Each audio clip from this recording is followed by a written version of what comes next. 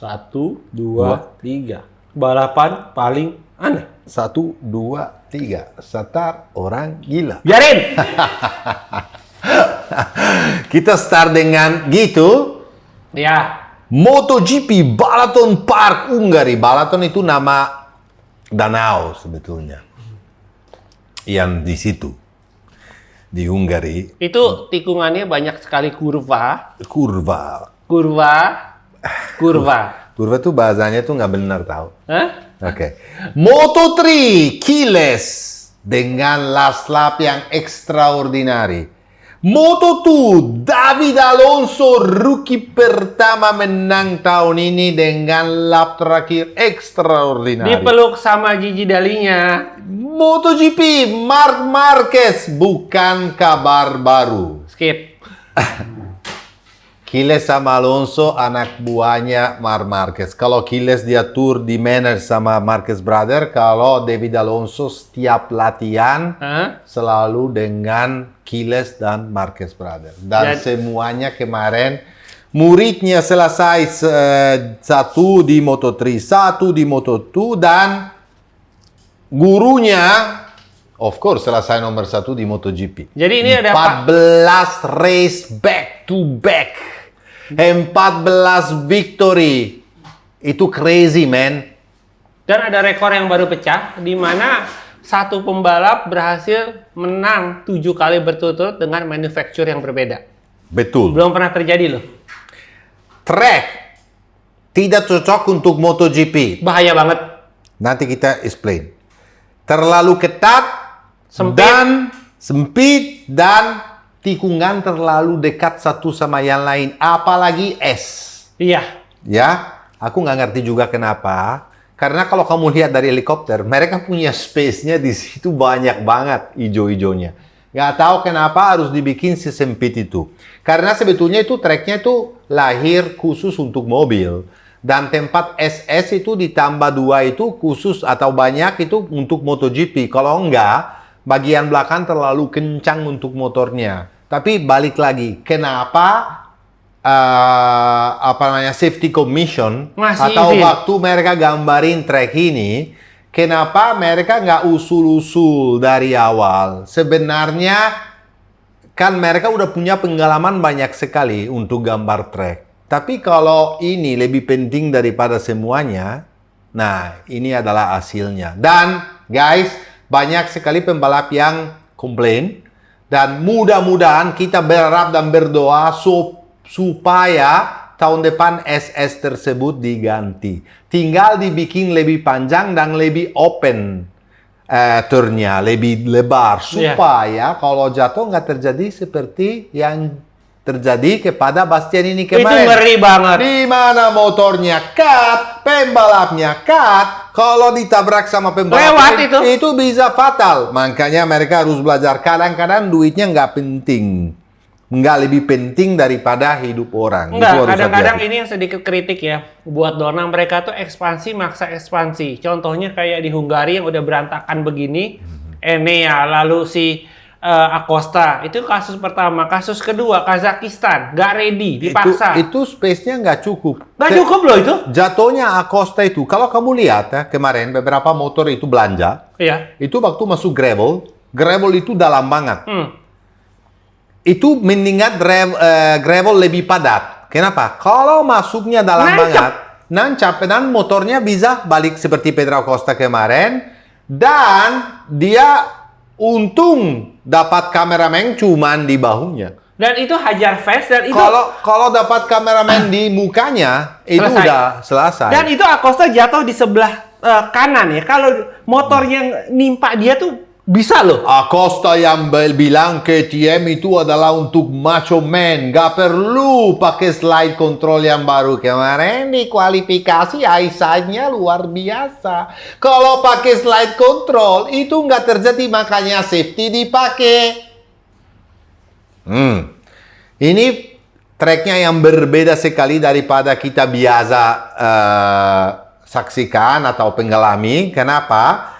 Karena adalah karakteristik stop and go, tapi stopnya sampai breaknya itu break banget. Seperti tikungan pertama, dari 320 120 km per jam, mereka bisa masuk dan break sampai 50 km per jam. Untuk MotoGP itu terlalu drastis, apalagi sering lihat di situ orangnya, apalagi awal-awalnya belum biasa dengan treknya, belanja dan lurus dan overshoot. Ya itu sangat nggak enak dilihat.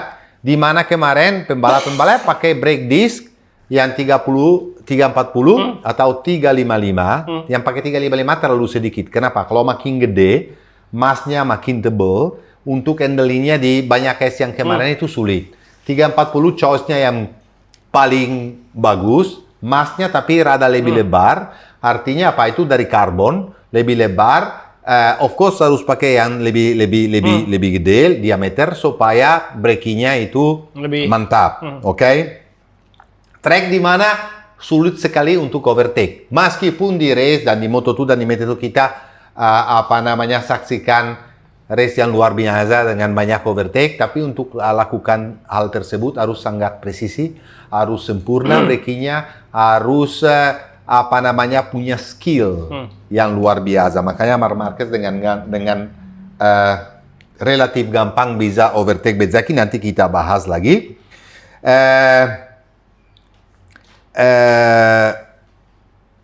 Ini MotoGP balik lagi ke Hungary sesudah 33 tahun. Ya, itu nomor saya, guys, 33. Nggak penting tapi nggak apa-apa. Marc lewatin di lap nomor 11, lewatin Bezzecchi, karena itu faktor teknikal juga. Iya.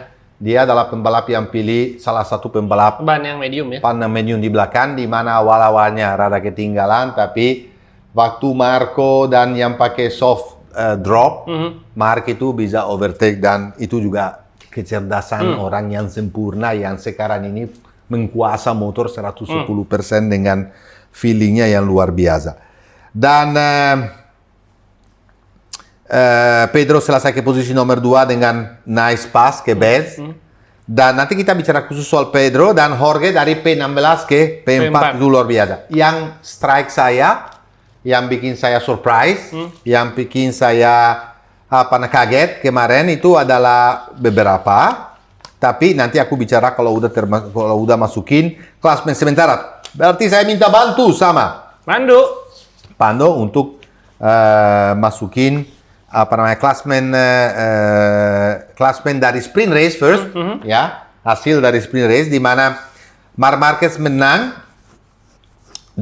selesai kedua Fabio Di Giannantonio, ketiga Franco Morbidelli, Luca Marini luar biasa, Fermín Aldeguer, Joan Mir, Marco Bezzecchi, Alex Marquez, Jorge Martin, Pol Espargaro, fantastic.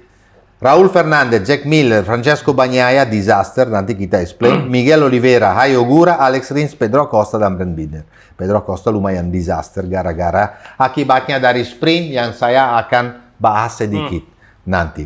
Karena itu penting untuk race utama.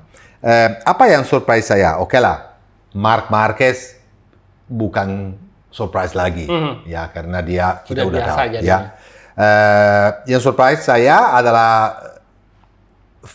tim VR46, di mana Fabio Di Giannantonio bangkit kembali dan Franco Morbidelli juga selesai di posisi dua-duanya di podium di sprint race. Oke lah, kalau misalnya nggak ada masalah Fabio Quartararo yang udah mau strike semuanya di turn 1 di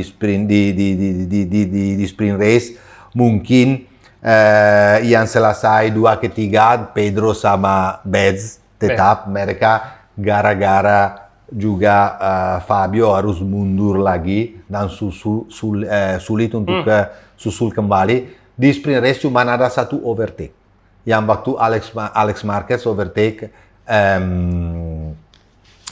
Pol Espargaro. Hanya itu aja? Itu doang. Ya, oke, guys. Dan yang surprise saya selain VR46 ada Luca Marini dan Honda. Yang surprise, is a good surprise. Nanti aku lebih detail explain, karena Marini selesai keempat di sprint race dan selesai kelima di main race. Oke lah, ini track yang membantu Honda karena technical karakteristik cocok dengan track ini. Nanti aku explain lagi, tapi itu strike saya. Itu finally aku lihat Luca Marini, Luca Marini yang strike saya. Luca Marini finally main di posisi 5 besar seperti kita biasa saksikan tahun lalu Marini, 2 tahun lalu Marini dengan Ducati. Firmini Aldeguer pasti surprise saya karena meskipun dia bikin kesalahan di main race, tapi fight di depan, pace-nya dan timing-nya luar biasa. Dan pasti Marco Bezzecchi, Aprilia, dan Jorge Martin. Aprilia kenapa? Karena ini bukan track Aprilia sama sekali. Tapi udah kelihatan Aprilia maju karena di track sebelumnya juga bukan track Aprilia, tapi mereka bisa perform. Nanti kita lebih detail explain semuanya ini. Oke, kalau di MotoGP tolong Pandu masukin classification atau hasil race di mana Marc Marquez menang dengan 4.3 second, luar biasa, di depan Pedro Acosta, Marco Bezzecchi, Jorge Martin, Luca Marini, Franco Morbidelli, Brad Binder, Pol Espargaro, Francesca Bagnaia, Fabio Quartararo, Ayo Ogura, Miguel Oliveira, Alex Rins, Alex Marquez, Fabio Di Giannantonio, tapi nggak ada kesalahan apapun dari Fabio. Sial aja, total sial. Dia punya masalah dengan motornya, dengan engine awal-awalnya, harus ganti motor. Waktu masuk ambil motor kedua juga punya ban compound yang berbeda dari motor satu, lebih soft, dan Fabio nggak cocok dengan itu. Jadi kita nggak bisa komentarin race dia.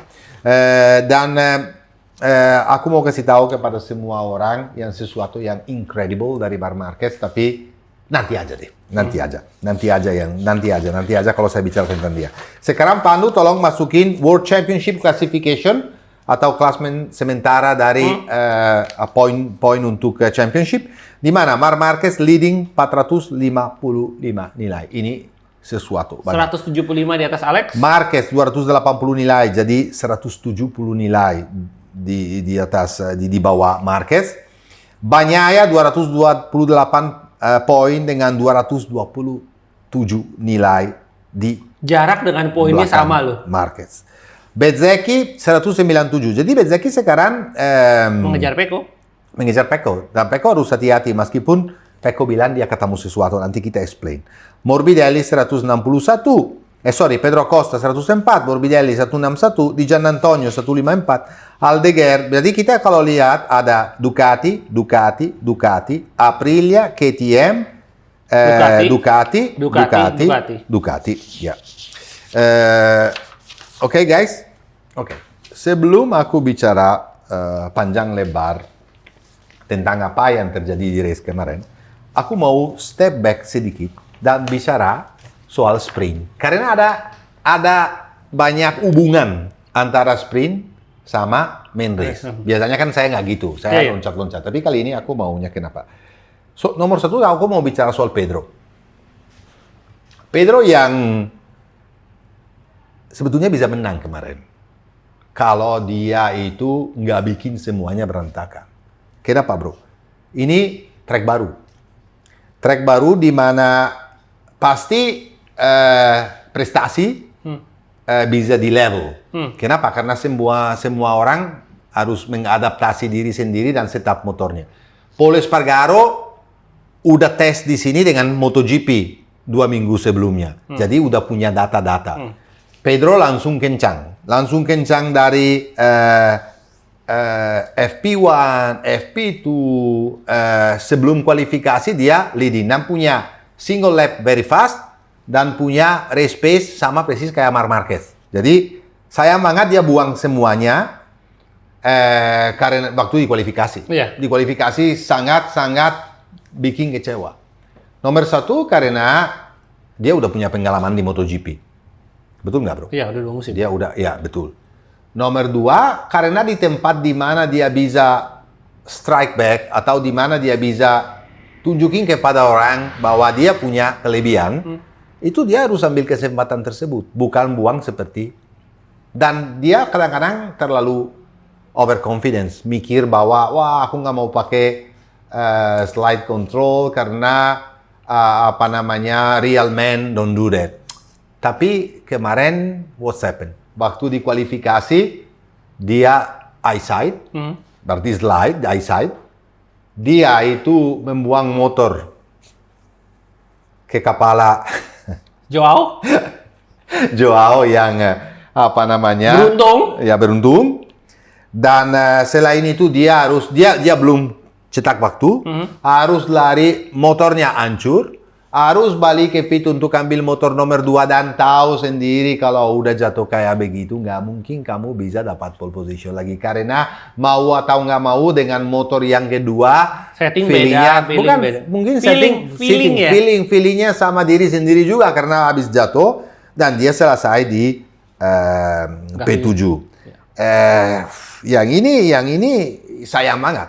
Karena kalau kita bisa saksikan dia bisa start dari depan dan dia bisa sama Mark dari awal, ya mungkin nggak bisa lawan Mark karena Mark extraordinary. Tapi paling minimal dia akan berani seperti Marco Bezzecchi untuk kasih show kepada orang, untuk overtake, untuk ambil risiko karena KTM di sini prestasi banget.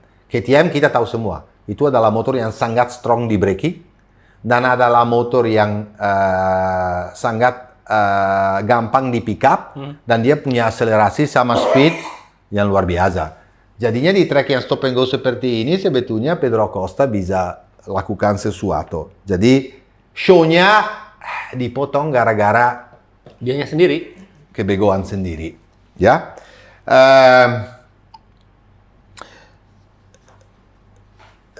Satu lagi yang saya mau highlight di sini ya masalahnya kebayaan lagi dari track. Sebetulnya Quartararo nggak bisa disalahin lah. Maksud saya ya dia salah memang. Dia salah tapi di track di mana cuma ada satu line. Karena ini tracknya cuma satu line doang. Di mana dia sebetulnya break sama seperti yang lain. Cuman masalahnya dia breaknya lebih deep.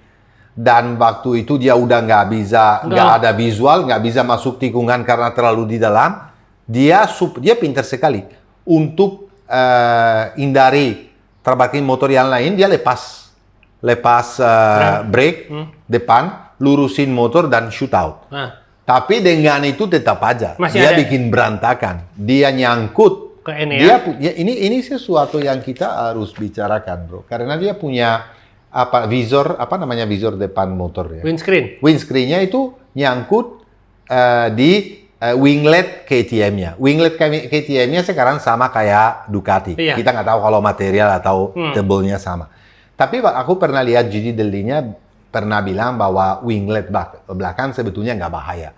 Karena tinggal disentuh dikit, udah pecah. Iya. Tapi kemarinnya tuh nggak pecah-pecah loh awal-awalnya. Sampai motornya Quartararo gantung terus di situ. Lama sampai dia rusakin ya. And ya itu juga sesuatu yang kita harus finally mungkin di tahun 2027 itu aerodinamik lebih sedikit dan lebih safe ya. Dengan tabrak Bastian ini dia hancurkan motornya Bastian ini bagian belakang. Ya, tailnya itu hancur semua. Banget. Dan bukan cuma itu. All shot device juga rusak. Beberapa tikungan kemudian, Bastian ini tuh break, all shot device turun semuanya, dia nggak bisa kontrol motornya lagi, dan dia hantam Zarco. Oke lah, LCR team nggak peduli. Mau all shot device, mau apa, harus dikasih sanksi. Penalty. Penalty itu adalah sangat berat, tapi sesuai dengan peraturan. 2 long lap penalty. Kenapa? Karena ini udah 2 kali. Udah the second time bahwa dia dapat long lap penalty. Udah second time, udah dapat sanksi. Jadinya karena udah 2 kali, berarti 2 long lap penalty. Kalau Quartararo kemarin cuma 1 long lap penalty, orang bisa bingung kan. Kenapa Quartararo itu lebih bahaya daripada Bastian ini? Ya karena Quartararo sebetulnya pertama kali bikin kesalahan, pertama kali dikasih sanksi, jadi only 1 long lap penalty. Ini juga peraturan yang rada, ya gimana. Menurut saya juga Bestia itu akhirnya beruntung. Kenapa bro? Waktu dia jatuh di main race, ya motornya rusak, dia kan balik lagi ke pit. Dia marah-marah sama mekanik, suruh benarin motornya seadanya lah, supaya dia bisa keluar dan paling minimal bisa lakukan 2 long lap penalty itu supaya di Barcelona nanti aman. Tapi gara-gara kebanyakan sial terjadi kepada Bestia dan safety commission sama race direction, sebetulnya race direction bukan safety commission, race direction melihat ulang, mengconsider ulang semuanya, di cancel 2 long lap penalty untuk race berikut. Dan itu menurut saya adalah keputusan yang sangat bijaksana. Karena itu cukup sial. Cukup sial kemarin. Oke, selain itu, all-shot device ini adalah juga satu problem. Aku senang sekali di tahun 2027 menghilang. Kenapa? Karena sering sekali all-shot device error dan rusak. Di race kemarin aja 3 atau 4 orang kena. Kemarin Bastian ini kena. Dan at the start of the race juga Firmin Aldeguer kena. Selama 5 lap di sprint race, selama 5 lap Firmin Aldeguer 5 tikungan, sorry bukan 5 lap, 5 tikungan all shot device gak balik. Jadinya itu sangat bahaya sekali. Jadi all shot device ini adalah sesuatu yang harus dihilangin. Satu lagi yang terjadi, banyak sekali terjadi di sprint race, makanya saya bicara kenapa Alex Marquez sama Jack Miller demoted apa artinya? Diturunin 3 posisi, gampang. Alex masuk tikungan, tiba-tiba ada Dija di situ, tapi rada jauh. Dia tuh distracted. Terganggu dengan visual Dija. Dia slow down. Miller datang di belakang, marah-marah sama Alex juga karena slow down. Dia lagi mau dapat lap time. Mereka berdua berantem. Di belakang datang Pecco Bagnaia, diganggu dua-duanya, marah-marah juga sama Alex. Oke lah. Miller sama Alex gara-gara itu race direction ambil keputusan untuk turunin 3 posisi. Pecco tidak dan Dija tidak. Tapi kalau ada yang datang lagi di belakang Pecco pasti kena lagi, yang belakang kena lagi. Ini juga peraturan yang harus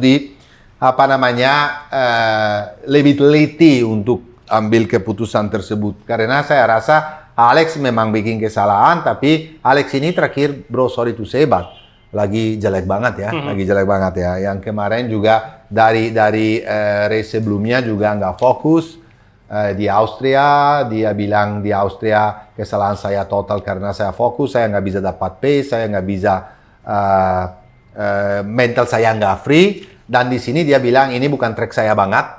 Ini banyak pembalap sebetulnya gini, pembalap yang di depan selesai di depan suka track. Pembalap yang selesai di belakang bilang nggak suka. Tapi sebetulnya Marquez bikin poin. Dia bilang, meskipun ini kebanyakan tikungan di kiri, meskipun saya menang dengan jauh dan aman, tapi aku nggak terlalu suka track ini. Ini bukan track kalau bisa MotoGP. dibilang ya, sampai Toprak aja di Superbike aja bilang ini sirkuit tidak cocok. Iya. Jadi kalau kita bicara Superbike yang lap time-nya 3 second lebih pelan dari mereka udah nggak cocok, apalagi MotoGP. Betul sekali. Dan pengalaman ngelihat crash rider ya, kayak Enea atau Acosta, aku rasa Dorna harus berpikir ulang untuk ekspansi. Karena ini udah kesekian kalinya. India, boot sirkuit bagus tapi motor nggak bisa keluar masuk sampai butuh lama banget. Lalu Kazakhstan tidak siap dipaksa. Argentina terlalu jauh.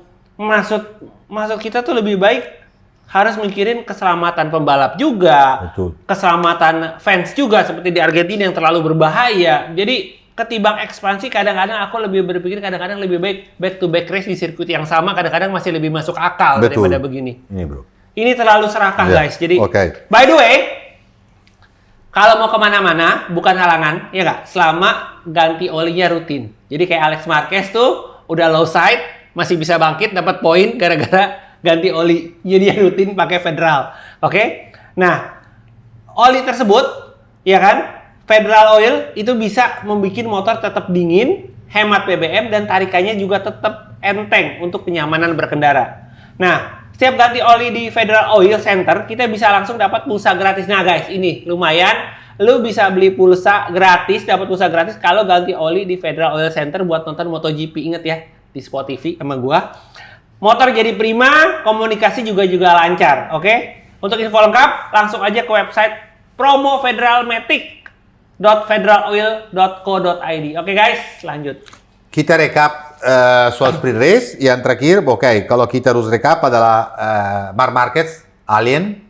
Dia dapat pole position, dapat record track. Dia strong sekali di rumah. Kalau punya free time, dia strong sekali di belakang Mai kalau di wawancara, dan dia itu lagi Superman lah bisa dibilang.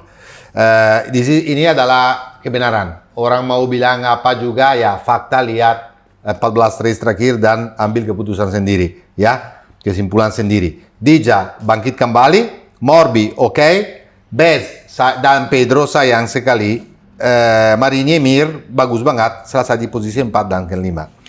Oke guys, sekarang kita ke main race. Saya harus bikin ini karena semua akibatnya yang apa terjadi di race juga gara-gara sprint race kemarin. Yang saya mau bicara dulu seperti biasa Aprilia. Sebelum ke Marc Marquez yang banyak yang saya mau bicara. Lumayan banyak kali ini. Kenapa Aprilia? Karena ini adalah track yang sebetulnya nggak cocok sama sekali dengan motor tersebut.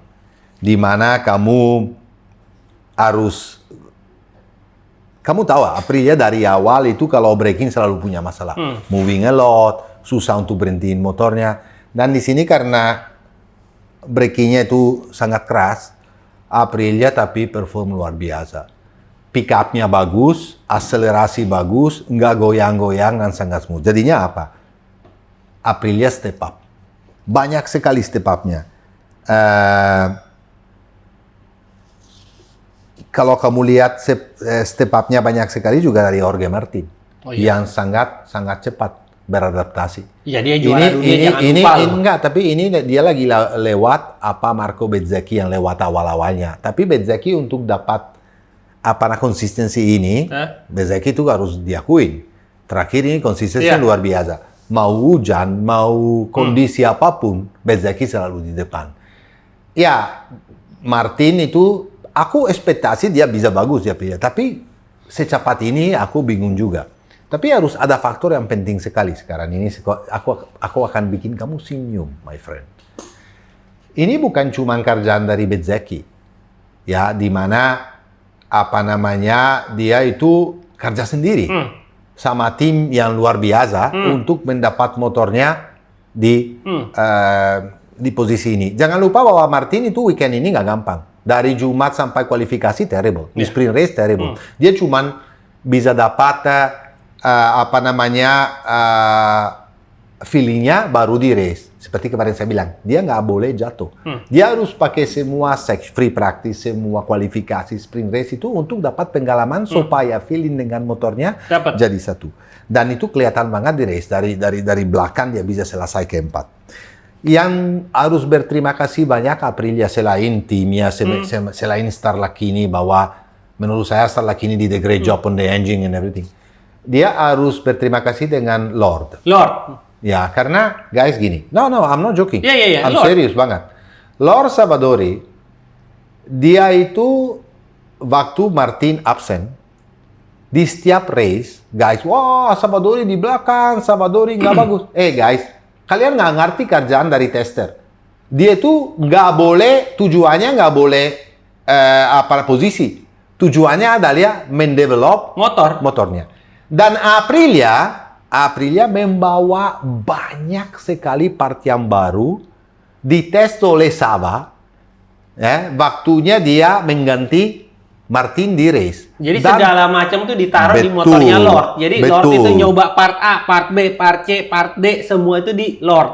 Exactly. Dan waktu dia bilang, oke, ini boleh pakai, ini boleh enggak, ini bagus, ini tidak bagus. Dan dioper kepada Bezzecchi atau sekarang Martin, hasilnya luar biasa. Artinya kerjaannya, mereka punya tester yang fantastik. Kita tahu bahwa sekarang ada gosip dalam bahwa Oliveira mentawar diri kepada Aprilia untuk jadi tester sama Savadori. Itu sesuatu karena mungkin itu terjadi. Ya, udah gosip di paddock, tapi gosip udah hampir jadi.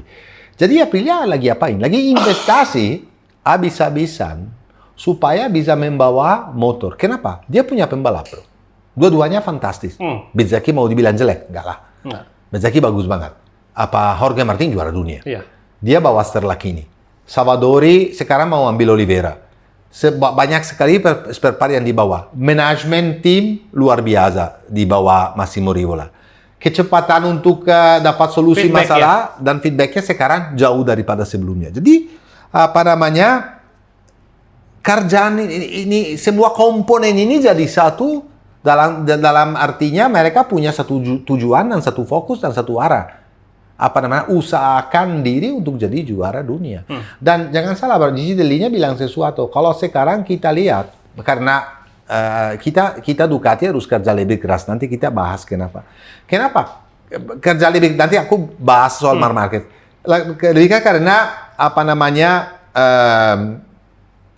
kompetitors kita itu makin dekat, apalagi Aprilia kalau kita dilihat, dan KTM juga. Jadi mereka harus hati-hati. Yang saya perhatikan kemarin juga cara membawa Moto Martin di race itu beda sekali dibanding sebelum-sebelumnya. Oke lah dia cedera lama, oke lah dia nggak coba banyak, kita baru bahas dia cuma 600 kilo dengan motor ini. Tapi di race kelihatan Martin yang dulu. Dia tuh sangat confidence di braking, sangat confident. Dia masuk tikungan dengan slide control. Artinya bukan dikontrol dengan elektronik, tapi dia sendiri bisa masuk cari apex untuk lurusin motor. Aku lihat confidence dari Martin kemarin, extraordinary. Dia bisa mengatur slidingnya dengan luar biasa. Dia itu brakingnya solid. Dia punya rolling speed yang luar biasa, pick up-nya cepat dan keluar dari tikungan juga. Kalau kamu lihat Aprilia sama Ducati sebetulnya di lurusnya nggak begitu jauh. Ya, oke. Dan kamu harus mengerti juga bahwa Marco Bezzecchi dan Jorge Martin datang dari pengalaman yang sama sebetulnya, dari motor yang sama. Dua-duanya kan datang dari Ducati. engine. Kalau kamu datang tiba-tiba dan mau membawa motor Aprilia seperti kamu membawa Ducati, atau mencari setupnya seperti di Ducati. Martin pernah bilang, aku awal-awalnya coba setupin motor seperti Ducati, tapi motor ini nggak mau digituin. Karena beda. Ya. Jadinya mereka apa? Kesulitannya itu mereka, makanya Marco Bezzecchi perlu waktu lebih lama dari Martin, adalah kesulitannya untuk mengadaptasi, untuk mendapat dan mengerti yang mana adalah titik-titik kuat dari motor tersebut. Dan dipakai titik kuat itu untuk dapat hasilnya yang sebagus mungkin dari motor sendiri. Jadi kan harus dimengertikan. Tapi untuk lakukan semuanya ini perlu adaptasi, pasti perlu sacrifice, pengorbanan, dan perlu kerja keras sekali. Tapi bukan cuma antara pembalap, tapi tim. Mekanik, insinyur, dan orang yang kerja di rumah juga, di Aprilia, di Piaggio, untuk siapin spare part dan kerjaan Salvadori. Semuanya digabungin, semuanya jadi satu, suasana timnya juga antara Martin dan yang lainnya. Karena Martinnya kemarin senang banget loh. Iya. Dia waktu selesai P4 itu seperti dia menang sendiri. Iya. Dan itu saya mengertikan. Kenapa? Karena dan Martin harus berterima kasih. Berterima kasih sama Beth, sama Sava, sama tim. Kenapa? Waktu dia absen, mereka kerja sekali untuk membawa level motor itu lebih tinggi. Dan waktu dia datang ketemu motor yang berbeda. Udah Cuman karena udah lama nggak naik motor, dia tuh perlu waktu tapi nggak terlalu lama. Dan jangan lupa, di Barcelona Martin pernah menang. Di Barcelona Martin strong sekali. Dan di Barcelona di atas kertas Aprilia cocok sekali. Pernah lap record. Oh iya. Dengan Alex Espargaro. Dia selalu perform, selalu podium. Jadi be careful, ya. Jadi aku sangat positif tentang Aprilia. Sangat sama saya sangat positif tentang KTM sebetulnya, ya bro. Karena selain Pedro Acosta, terakhir ini kita udah lihat juga Enea Bastian. Itu kemarin dia sial. Tapi Enea punya pace untuk podium loh. Oh iya. Di sprint punya pace untuk. Dan kamu tahu Enea, dia pinter sekali memanage ban. Itu seperti Vermin sekarang kalau kalian lupa ya. Kalau dia nggak ditangkap oleh Quartararo, di sprint bisa podium juga. Di main race dia juga bisa nggak bikin kesalahan tersebut. Kenapa dia juga bikin kesalahan tersebut? Di race karena ya dia tuh kena 2 long lap penalty, dia itu udah stres, nggak fokus, mau cepat-cepat di depan, ya semua faktor ini datang dari sprint semua. Tapi sebetulnya dia punya potensial. Oke lah, Aku akan menilai KTM lagi di Barcelona. Karena ini tracknya KTM banget. Stop and go. Dan KTM untuk ini tuh sangat-sangat luar biasa. Aku mau bicara sekarang tentang Marc Marquez. Kenapa bro? Karena dia scary. Dia scary bro. Karena dia itu sangat strong. Dia sangat konsisten. Konsistensi dia luar biasa. Dia sangat precise. Kalau kamu lihat dia membawa motornya, itu sempurna. Brakingnya, motornya nggak goyang. Maksudnya, rolling speednya, pick up-nya, akselerasinya. Kadang-kadang orang bilang, wah Ducati kencang banget. Nggak juga gitu guys. Itu kencang banget karena keluar dari tikungan lebih kencang daripada yang lain, karena pick up-nya lebih cepat, karena buka throttle lebih cepat. Kalau orang nggak pernah balap, nggak ngerti. Bilang, aduh engine Ducati. Ya, jangan stop di situ pikirannya. Dia, mengkuasa motor 100%. Mengkuasa tim 100%. Mengkuasa track 100%. Mengkuasa kualifikasi 100%. Mengkuasa free practice 100%. Di mana aja, kapan aja warm up dia, kalau nggak satu nomor 2. Di track apapun dan di kondisi apapun. Gimana bisa lawan orang kayak begitu? Betul nggak bro? Iya. Dan satu lagi yang penting sekali, kalau kalian ingat waktu dia di Honda 2019 juga, sebelum dia lawan Dovizioso, sebelum dia cedera, dia itu waktu di free practice sering banget jatuh. Ingat gak? Dia selalu bilang, aku jatuh karena mau cari limit motornya sampai di mana. Artinya apa? Untuk melawan Ducati dan Dovizioso, karena dia lagi fit banget, belum cedera, dia harus tahu gimana bisa membawa Honda. Dan Honda yang bisa bawa Honda waktu itu cuma dia doang. Yang bisa menang cuma dia doang. Tapi dia sadar ini, sekarang jarang banget dia jatuh bro. Ya terjadilah di kualifikasi. Tapi dibanding dulu, di mana selalu di free practice dia jatuh. Sekarang udah nggak ada lagi. Artinya apa? Dia punya margin. Dan margin itu kelihatan banget waktu di race. Jadi gini guys, kalau kalian pada bilang Marc motornya belum geol-geol, berarti dia masih bisa push. Ya itu benar. Jadi ketika motornya Marc masih diam, tapi udah di depan, nggak ada yang bisa deketin, artinya apa? Dia masih punya margin. Betul. Tapi begitu Marquez sudah motornya goyang-goyang, nah berarti dia sudah nge-push. Itu paling gampang lihatnya. Tapi bro, 14 race terakhir margin itu ada di mana-mana. Nah itu dia. Itu masalahnya. Dan satu lagi bro, ini yang sangat luar biasa dari dia. Itu dari kata Gigi Dell'Igna sendiri. Dia punya feeling extraordinary untuk cari limit roda depan, bagian depan, front hand motornya. Kita lihat dari data, apalagi di tikungan kiri, dia tuh scary. Dia tuh di limit banget. Kenapa? Dia bisa lakukan slide dengan roda depan. Tapi dikontrol slide tersebutnya. Kalau kamu lihat sering slow motion dari Marc masuk, kamu pernah lihat roda depan slide? That's crazy. Kalau pembalap punya kelebihan itu, Casey Stoner, Marc Marquez, bisa dihitung di mereka doang sih berdua. Ya. Itu adalah fakta di mana pembalap yang punya masalah kelebihan itu, ya jadi lebih daripada semuanya.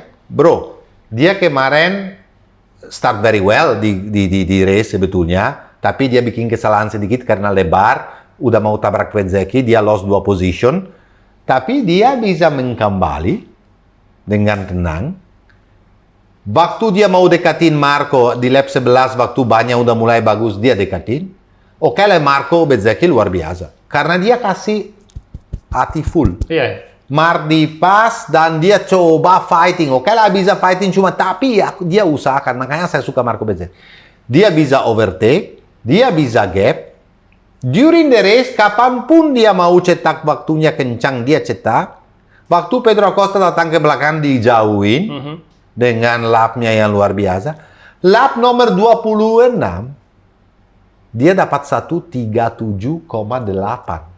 1,1 sekon lebih cepat dari Pedro Acosta. Dan dia selesai race dengan 4,5 sekon.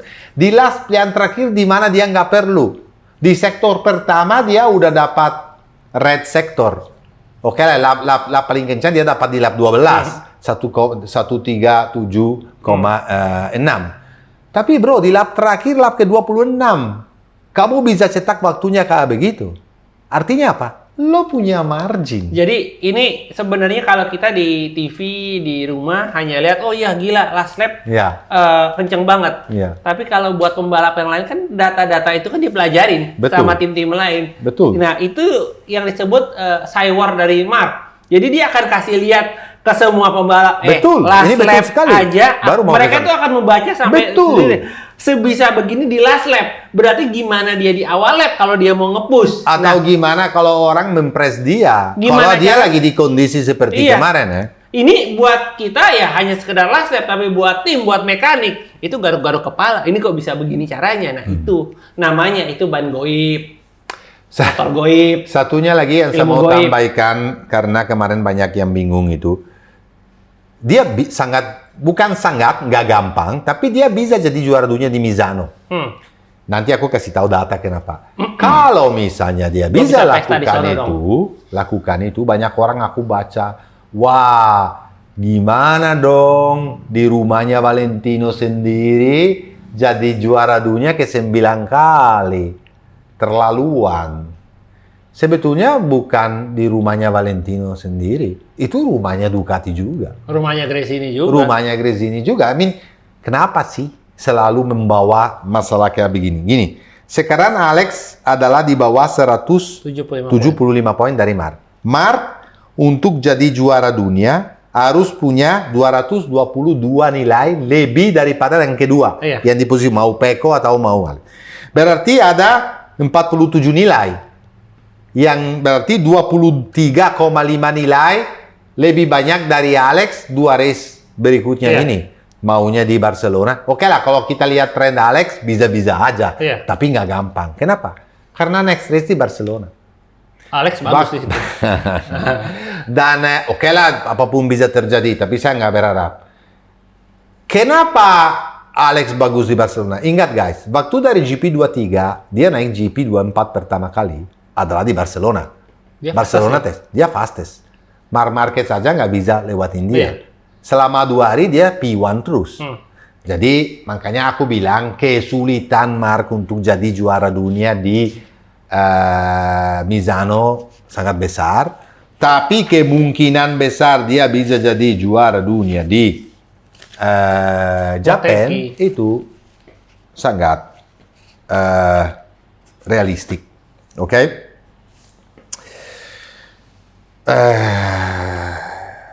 Mark kemarin beda daripada semua yang lain.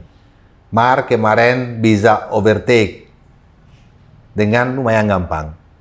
Di track yang punya satu line dengan sulit. Karena namanya Marc Marquez. Oke lah, betul. Jorge Martin juga banyak overtake. Ya kemarin. Dari belakang lagi. Tapi jangan lupa dia juga juara dunia. Tapi Mark itu extraordinary. Extraordinary karena punya margin. Menurut saya dia membawa motor antara 80 sampai 90% dari kapasitas dia sendiri. Yang 10% buat ini jaga-jaga. Biar jaga-jaga belum pernah dipakai sama dia. Saya rasa kalau ada yang kejar terus, dia itu bisa keluarin yang 10% tersebut. Asal motornya dan setupnya oke. Saya rasa untuk Marc Marquez cukup ya. Cukup. Karena kan kemarin juga banyak sekali media yang mau wawancara Marc. Ini lucu sekali bro. Mereka datangin Marc. Kita nggak tahu loh mau tanya apa lagi. Mau congratulate apa lagi sama lo. Karena nggak ada yang kita harus tanya sebenarnya. Ya, Marc bilang sesuatu di wawancara kemarin yang sangat menarik, bro. Dia bilang, aku sekarang ini harus mengkontrol api yang ada di dalam saya. Karena tujuannya saya adalah jadi juara dunia. Dan apinya tersebut kenapa? Karena aku harus menerima posisi kedua atau posisi ketiga kalau memang aku nggak bisa perform. Kamu percaya? Aku nggak percaya.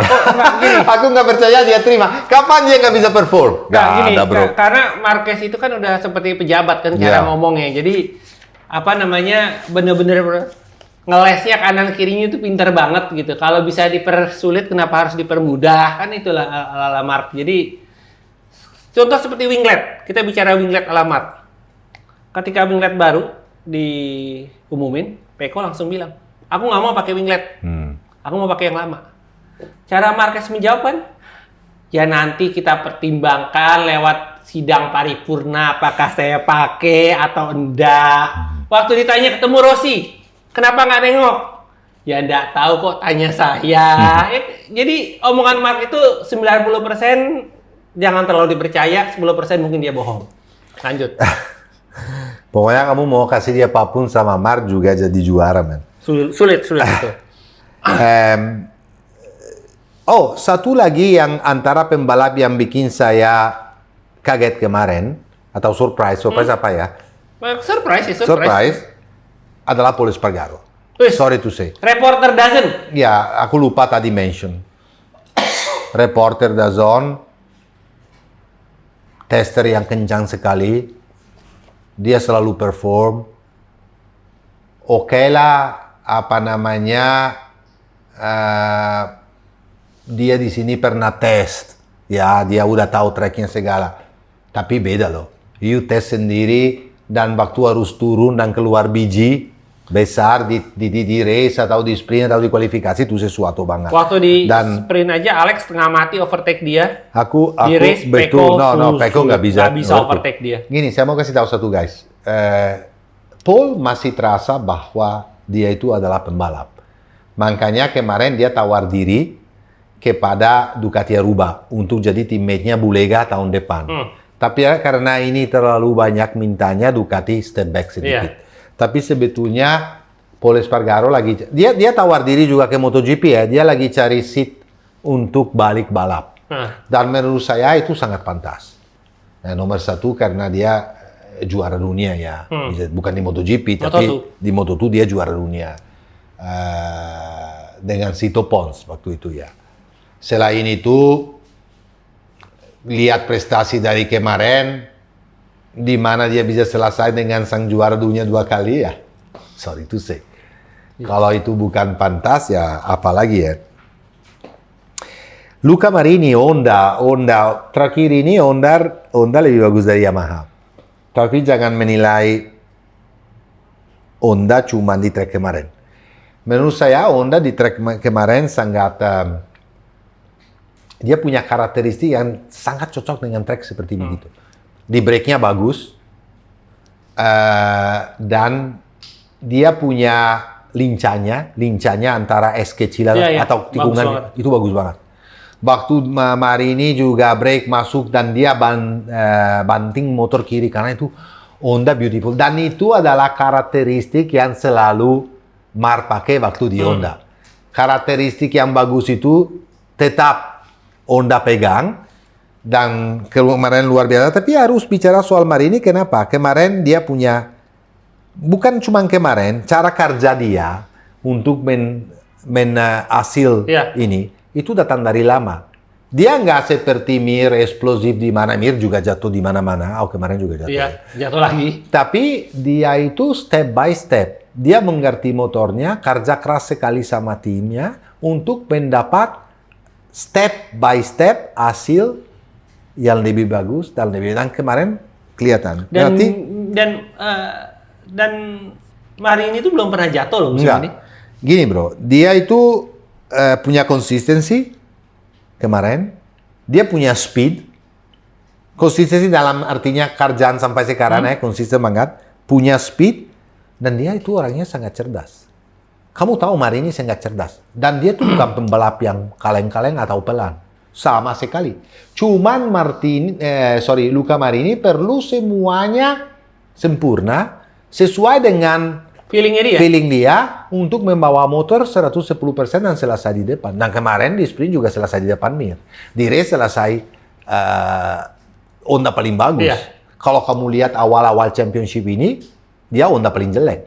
Mir selalu di depan dia, Zarco selalu di depan dia. Oke lah, forget about Chantra ya, itu beda cerita. Tapi fantastik.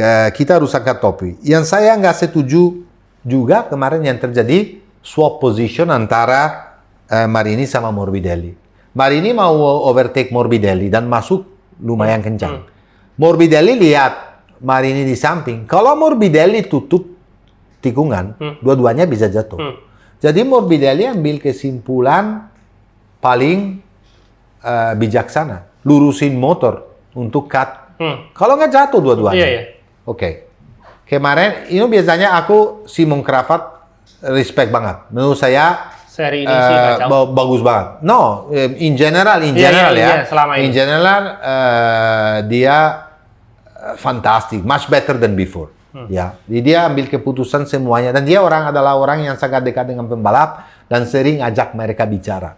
Bagus banget. Cuman ini sedikit terlalu drastis sebetulnya. Kenapa harus swap position? Menurut saya Morbidelli lakukan sesuatu yang sangat safe. Daripada dua-duanya jatuh, dia seharusnya apa? Dia nggak ada pilihan lagi. Iya. Dia harus lurusin motor lagi. Ya lurusin motor lagi ya apa? Potong. Iya. Itu diforsir potong. Bukan dia potong untuk punya kelebihan. Atau bisa lebih kencang. Bukan. Itu akibatnya dari race accident. Dan saya nggak sangat setuju dikasih swap position. Seharusnya Morbidelli selesai di depan Marini kemarin. Oke. Sekarang, we go to speak about something very hot. Seperti apinya yang ada di dalam Mister Klarifikasi. Dada Mark Marquez. Apinya itu membakar-bakar. Mister Klarifikasi. Oke, ini kita harus bicara soal ini. Di kualifikasi amburadul. Di free practice amburadul. Dia nggak bisa masuk 10 besar. Dia harus lewat dari Q1. Nggak lolos juga. Lewat dari Q1 dia nggak lolos. Dia start dari posisi nomor 15. Gara sprint a total disaster. Di main race dia dapat P9. Dia dapat P9 gara-gara Alex sama Miller mundurin 3 posisi. Dan dia itu sebetulnya dapat long lap penalty karena dia potong S. Dan dia itu selesai di belakang reporter dozen. Paul Espargaro. Ada tapinya. Tapinya adalah di wawancara. Di mana Pecco itu datang dengan senyum dan sangat senang. Dia bilang gini, aku pertama kali loh senang ini jadi di posisi nomor 9. Meskipun nggak ada satupun pembalap yang bisa senang selesai di posisi 9.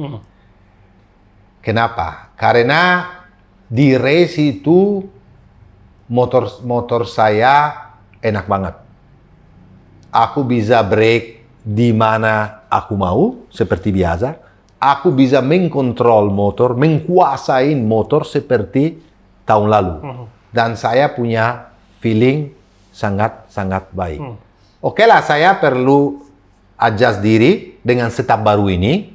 Tapi dari sprint sudah dapat setup ini dan di race itu aku pakai race ini untuk benar-benar kuasain motornya oke lah, aku masih bikin kesalahan potong es, aku masih bisa bikin kesalahan di lap terakhir di tikungan 5, tapi aku sangat confident dan saya sangat senang aku bisa dibalikin motor seperti dulu. Ini dengar dulu ya guys. Sangat-sangat senang. Dan dia senyum memang. Kelihatan banget bahwa dia punya sesuatu. Ditanya dong sama media. Apa ya yang bikin bedanya? wow, kita dari sprint sampai race mengubah secara drastis kita punya setup motornya. Secara drastis gimana? Beban motornya ya? Ya, kita berubah motornya dalam geometri motornya pakai sentimeter. Biasanya kan guys kalau berubah milimeter 1, 2 atau 30 atau 3 milimeter udah terasa banget. Dia ambil keputusan untuk merubah total. Caranya merubah motor total seperti ini gimana? Sebetulnya gampang. Tinggal pakai swing arm lebih panjang, main di geometri motor. Supaya apa? Supaya bisa atau main di ketinggian atau kependekan. Meskipun itu nggak bisa terlalu banyak dimainkan karena all shot device tersebut. Karena all shot device itu kalau engage harus rendah banget. Jadinya kan kalau tingginya bisa berubah tapi itu mili. Meskipun saya nggak percaya senti ya. Kalau bicara senti mungkin 1 senti ya, tapi kalau 2-3 senti nggak mungkin. But anyway, dengan lakukan setup tersebut, apa terjadi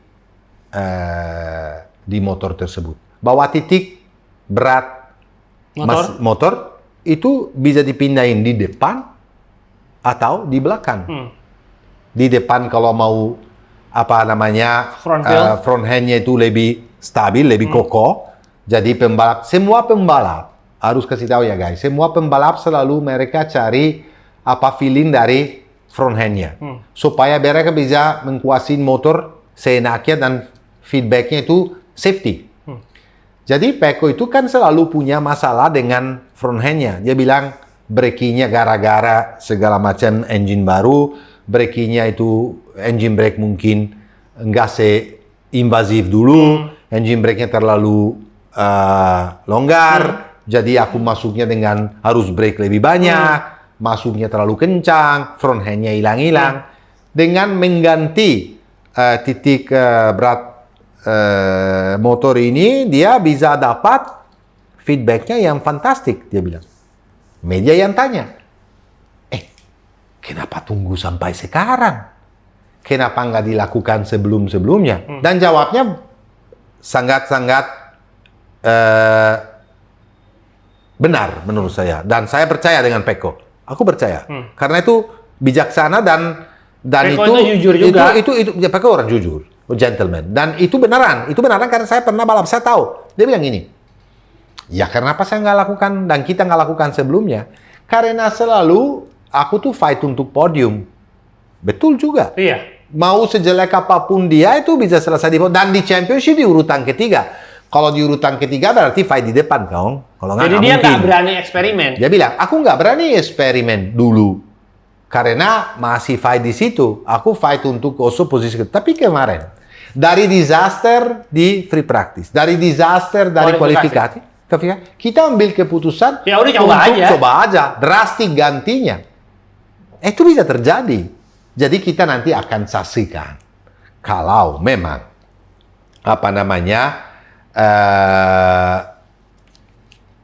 Pecco di Barcelona bisa balik Pecco yang dulu.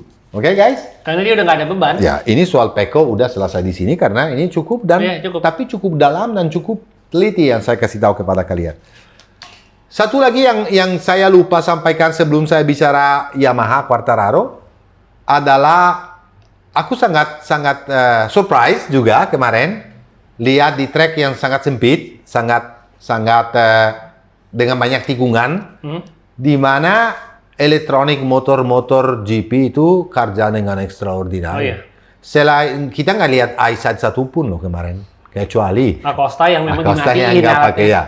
Tapi kalau kamu lihat itu sangat advance, sangat bagus. Level yang mereka menciptakan supaya safety ini ada dan itu sebetulnya bagus ya. Sebetulnya aku dan saya sangat kaget lihat. Aku tahu bahwa elektronik di MotoGP bagus, ya advance. Nggak banyak sekali juga. Orang selalu pikir, wah elektronik di MotoGP luar biasa, terlalu banyak. Motornya itu bisa jalan sendiri, itu gombal. Motornya di MotoGP, elektronik MotoGP nggak secanggih atau canggih ya, tapi nggak sebanyak yang ada di motor biasa kalian beli di dealer. Iya, iya. Ya, nggak sebanyak itu. Cuman ya ada traction control, slide control, sama dan selain itu ya nggak terlalu banyak. Tapi oke lah, level sangat tinggi. Tapi itu heran, lihatnya mereka membawa motor di truk sangat pendek, sangat kecil, sangat dengan banyak tikungan, dengan stability yang luar biasa, itu bikin saya kaget. Dan satu lagi kita harus angkat topi dengan Michelin, bro. Karena dia selalu membawa ban yang extraordinary, ya, bisa dibilang ya. Sorry lah, tapi Michelin did a great job. Ya, kemarin juga di track yang baru, di mana mereka nggak punya pengalaman juga, mereka bisa bawa compound yang di mana orang Marc Marquez bisa last lap di 137.8, itu berarti apa? Yeah. Sifatnya. Nah, kalau kamu pembalap cerdas atau tidak untuk pilih atau mau ambil risiko untuk pilih ban yang lebih keras dibanding Marc Marquez, ya itu cerita berbeda. Tapi Marc Marquez dengan pilihan yang pantas karena medium belakang kayaknya kemarin pilihan oke lah. Nggak untuk semua motor mungkin karena KTM punya karakteristik berbeda, tapi Marc itu fakta adalah selasa di depan dan Michelin angkat topi. Quartararo dan Yamaha. V4. Masalahnya ini di engine. Ini mereka juga kemarin waktu kita bahas kenapa dia nggak bisa perform di Austria, aku bilang apa? Engine. Nanti di race berikutnya Yamaha lebih susah lagi. Di Balaton Park. Aku bilang, kalau kalian nggak percaya, lihat aja episode sebelumnya di mana saya bilang. Kenapa? Karena stop and go, Yamaha nggak bagus, V4 online, 4 cylinder online, RPM-nya tinggi, banyak spinning, selesai di belakang semua. Adalah kabar gembira, nanti habis Barcelona, Misano? no, habis Barcelona race, dia tes. itu mereka punya private test, only Yamaha punya private. Kalian tahu bahwa kenapa boleh? Karena dia punya konsesi. Jadi Fabio Quartararo, kenapa Fabio bukan tester? Karena dia punya konsesi full, jadi Fabio bisa tes. Akan habis hari Seninnya, habis race, akan Fabio Quartararo selama 1 hari tes V4. Karena memang mesin inline udah nggak bisa, udah selesai, udah game. Dan pertama kali kita akan lihat V4 in action nanti adalah di Misano dengan Adrian Fernandez. Adrian Fernandez. Sorry, Augusto Fernandez. Adrian Fernandez adanya Raul Fernandez yang main di Moto3. Sorry guys, aku kebanyakan nama. Augusto Fernandez akan tester Yamaha, akan race jadi wildcard dengan new V4 engine. Dan menurut saya nggak tahu sekarang, kita tahu semua orang Jepang cara kerjanya yang rada berbeda, tapi nggak tahu kalau udah punya parts, kalau udah punya engine banyak, kalau udah sampai kemana development, tapi seharusnya sih dari Misano ke depan semua pembalap Yamaha turunin aja V4 supaya mereka bisa mendevelop. Kita udah lebih cepat ya. Ya, oke. Jadi kita tunggu. Adalah satu ini penting tunggu Misano, karena di Misano banyak fakta yang akan terjadi. Nomor 1, seorang Marc Marquez bisa jadi juara dunia. Nomor 2, finally Yamaha debut dengan V4. Dan itu saya sangat tunggu hari tersebut untuk lihat gimana V4-nya dari Yamaha sendiri. Saya rasa untuk MotoGP saya udah lumayan panjang lebar. Moto2? Kalau saya lupa sesuatu, guys, jangan lupa komen dan tanya. Dan kalau Matteo bisa jawab. Kalau Matteo nggak bisa jawab, dia pergi kepada Satar. Nanti dia pakai bola. Itu apa namanya? Ramalan, dan dia akan jawab ala Satar. Moto2. Tolong Mr. Pandu masukkan atau masukin? Masukkan. Tampilkan. Masukkan tuh nggak enak banget. Asal masukkan itu saran. Oke.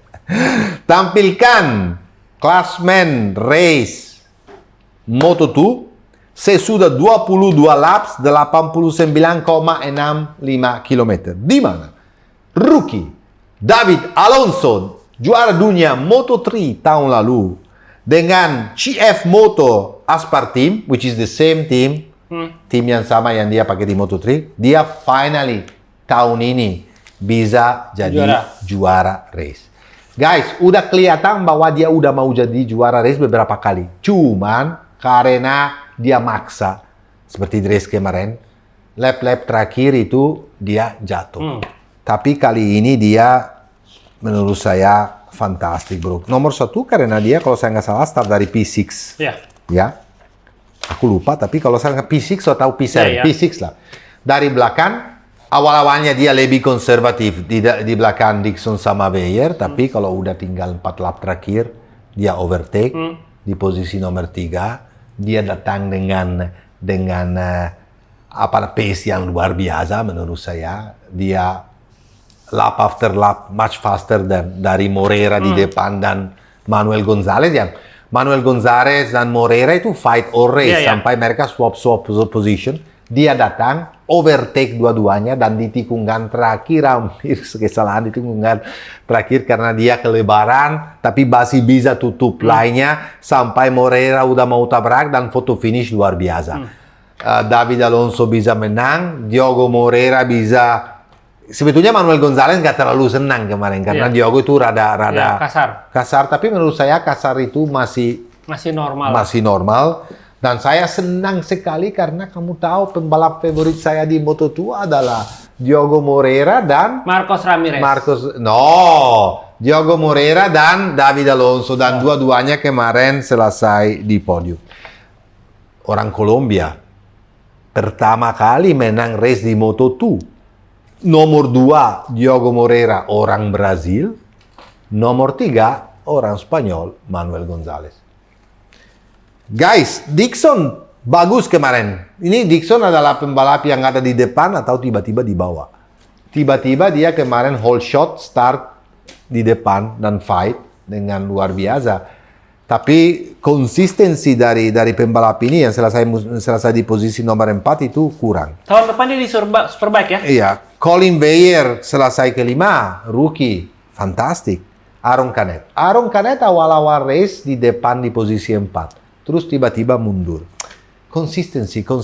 Kalau dia itu adalah cuman beda 19 nilai waktu dia kemarin dari Manuel Gonzalez. Sekarang Moto2 dan seumur hidup di Moto2. Sekarang di klasemen sementara Manuel Gonzalez leading dengan 204 poin. Canet tadinya 19 poin bedanya, sekarang di bawah 25 poin. Dan Diogo Moreira 31 poin. Hati-hati Diogo Moreira, hati-hati pembalap MotoGP tahun depan, karena tahun ini aja dia akan usahakan apapun untuk jadi juara dunia Moto3. Moto3 seperti biasa, kita saksikan last lap yang fantastik di mana murid Padepokan Massimo Chiles itu extraordinary sampai tikungan terakhir. Cara dia coba menkabur awal-awalnya nggak bisa, dia bijaksana, terakhir dia di belakang tapi overtake dan selesai foto finish. Dia dapat pole position pula. Dan waktu kemarin dia sangat kecewa dan ditanganin langsung oleh duo waktu di race terakhir kan kecewa gara-gara David Munoz. Tapi meskipun menurut saya David Munoz kemarin nggak salah banget. Ya, tapi di Marc Marquez langsung bilang, ini adalah race, apapun bisa terjadi, hari ini kamu kena, besok kamu balikin. Tenang, itu ada mental sang juara, mental guru yang luar biasa. Dia nggak mau terlalu banyak komplain kalau orang kasar atau tidak, karena dia punya mentalitas Marco Simoncelli. Mentalitas Marco Simoncelli aku ingat dulu, di mana dia selalu bilang, wah hari ini aku ditabrak, hari ini aku dikasarin, besok saya kasarin kembali. Apa masalahnya? Itu adalah mentalitas yang Rossi nggak punya, mentalitas yang sebetulnya yang mereka sedikit cengeng kalau meskipun mereka sendiri keras. Dan salah satunya juga punya mentalitas kayak cengeng banget itu ada Casey Stoner dulu. Casey Stoner kalau dimasukin sedikit kasar atau apa dia langsung banyak bacot. Ya, jadi dia punya mentor yang sangat fantastik. Sorry guys, aku ini kebenaran, bukan saya bikin-bikin. Ya lihat aja race belakang-belakang kalau nggak percaya. Ya dari mereka semuanya. Apalagi terakhir Valentino Rossi itu sensitif banget. Anyway, balik lagi kepada Marc Marquez tengangin dia bilang nanti race depan ini dia dapat pole position 0.050 ya di depan Perrone dan rookie dan dia bisa menang race. Sekarang saya minta tolong dari Pandu untuk masukin hasil race di mana? Top 3 loh. Massimo Chiles selesai di posisi 1 rookie. Kemenangan yang kedua. Guys, ini soal orang ini ya, dengar ya. Ini aku pernah bilang kayak begini soal Marc Marquez. Dulu, waktu di kelas 125, waktu masih saya di Trans 7, aku pernah bilang awal-awalnya waktu debut, ini anak-anak hati-hati. Kalian nggak percaya? Coba cari. Trans 7, episode di mana Marc Marquez debut di Moto3. Di 125 waktu itu. Sekarang aku pernah bilang di Pedro, hati-hati Pedro, dan Pedro emang luar biasa, cuman lihat aja nanti. Sama ini Massimo Chiles. Hati-hati guys, karena ini anaknya benar-benar fantastik. Kalau bukan fantastik dan punya lebih daripada yang lain, mana mungkin dipilih oleh Marquez Brothers. Sama satu lagi yang harus hati-hati adalah David Alonso. Ini adalah star juga, ya itu future MotoGP. Valentin Perrone selesai kedua dan rookie dengan race yang extraordinary, dengan dia kalah pengalaman kemarin juga tapi angkat topi guys. David Munoz di mana punya pengalamannya banyak di Moto3 dan sering strike orang, selesai di posisi nomor 3. Angel Piqueras yang fighting untuk championship kurang gigit. Piqueras ini punya talenta tapi kalau adalah waktunya karena dia kan ditinggalin poin banyak, tapi dia bisa selesai cuman satu posisi di depan Rueda. Dan Rueda ini sekarang dia udah punya mental championship di mana dia bilang oke lah di sini nggak bisa menang, ngapain aku jatuh, ngapain aku fight dengan orang gila yang baru-baru semua seperti Chiles dan Perrone dan Munoz di mana mereka itu sebetulnya terlalu jauh. Aku cuman jaga Piqueras selesai di depan Rueda cuma dapat 8 poin. Sekarang di championship adalah Rueda leading dengan 250 dan Piqueras 69 nilai di belakang, masih jauh banget. Jadi Rueda sangat cerdas. Menurut saya tetap meskipun Piqueras meskipun Massimo Chiles sekarang di posisi nomor 3 tapi dengan 86 nilai, terlalu jauh dan Massimo Chiles masih bikin kesalahan. Kalau Rueda cuma jaga poin itu sampai akhir tahun dia akan jadi juara dulu. Saya rasa cukup untuk hari ini guys. Saya mau berterima kasih banget dengan sponsor kita utama namanya Federal Oil, di mana aku akan pergi ke Motegi untuk saksikan kejuaraan Marc Marquez dan saya akan party di tim Ducati. Enggak. Aku nggak diundang kok pasti. Tapi aku saksikan Marc di Motegi, nanti kita saksikan bersama. Aku di Misano, aku berangkat dengan kita saksikan bersama di Mandalika dengan sponsor baru. Ya, nanti ada sebenarnya pengumuman itu nanti di Barcelona. Oke, di mana sponsor baru dekat juga dengan Grace ini, dan dia sudah komit sama Grace ini sampai 2028. Betul. Kita berterima kasih banget dengan Yellow Corn. Bapak Firman. Berterima kasih banget dengan suami dan KYT dan Riding Style. Dan juga nanti jangan lupa nanti sebelum Mandalika ada interview kita dengan Alex Marquez dan Firman. Bukan Firman. Bersama Federal Oil. Oke. Jadi sampai jumpa di Barcelona. Sekarang kita break dulu weekend depan nafas juga karena ini back to back race. Kita tunggu Barcelona dan tunggu hasilnya. Oke guys. Ciao.